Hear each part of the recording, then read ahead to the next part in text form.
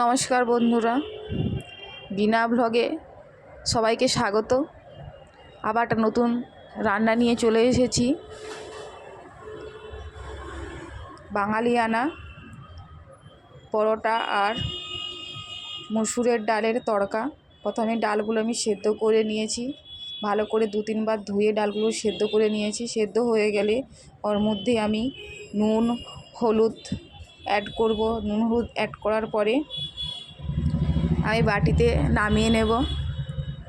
বাটিতে নামিয়ে রেখে কড়াইতে তেল গরম করতে দিয়েছি। 2টো ডিম ফাটিয়ে নিয়েছি। 2টো ডিম ফেটিয়ে হলুদ জিরে গুঁড়ো মাখিয়ে রেখে দিয়েছিলাম। 2টো ডিম ভেজে নেব। 2টো ডিম দিয়ে ভালো করে নেড়ে নেব। নিয়ে ভালো করে ঝুনো ঝুনো করে ভেজে নেব, ছোটো ছোটো করে। ভেজে নেওয়ার পর ওগুলোকে ভালো করে ভেজে নেবে। ওগুলো ভাজা হয়ে গেলে আবার একটা বাটিতে করে নামিয়ে নেবে।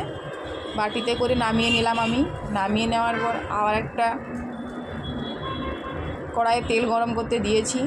তেল গরম হয়ে গেলে ওর মধ্যে আদা বাটা আমি দিয়েছি, গোটা জিরে, টমেটো, পেঁয়াজ আমি দিয়ে দিলাম। পেঁয়াজ আদাটা ভালো করে ভাজা হয়ে গেলে তার সাথে আমি জিরে গুঁড়ো, লঙ্কার গুঁড়ো, হলুদ গুঁড়ো, স্বাদ মতন নুন অ্যাড করব।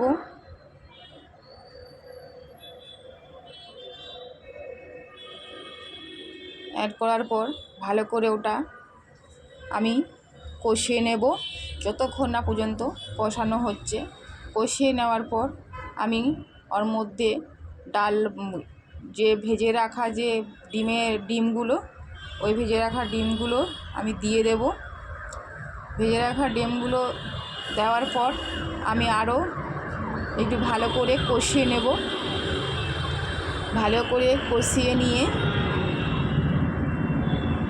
ওর মধ্যে আমি ডালটাকে দিয়ে দেব। মুসুরির ডালটা, সেদ্ধ করে রাখা যে মুসুরির ডালটা ওর মধ্যে আমি অ্যাড করব। মুসুরির ডালটা দেওয়ার পরে মোটামুটি 2-4 মিনিট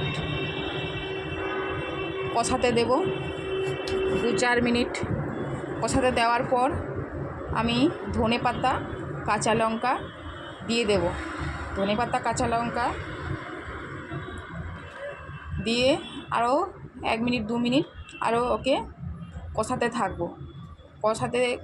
কষা হয়ে গেলে তারপরে আমি 1-2 ঘন্টার মতন আমি আটা মেখে রেখে দিয়েছিলাম, ময়দা মেখে রেখে দিয়েছিলাম।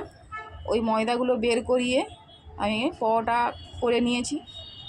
পরোটা করে নিয়ে তাওয়াতে তেল গরম করে পরোটাগুলো দিয়ে দেবো একটা একটা করে। পরোটাগুলো আমি সব পরোটাগুলো একটা একটা করে দিয়ে খুব সুন্দর করে এদিক ওদিক করে লাল লাল করে আমি সব পরোটাগুলো ভেজে নেব। পরোটাগুলো ভেজে নিলে আমার রেডি বাঙালিয়ানা মসুর ডালের তড়কা। আমি এবারে প্লেটে নিয়ে নেব খাওয়ার জন্য।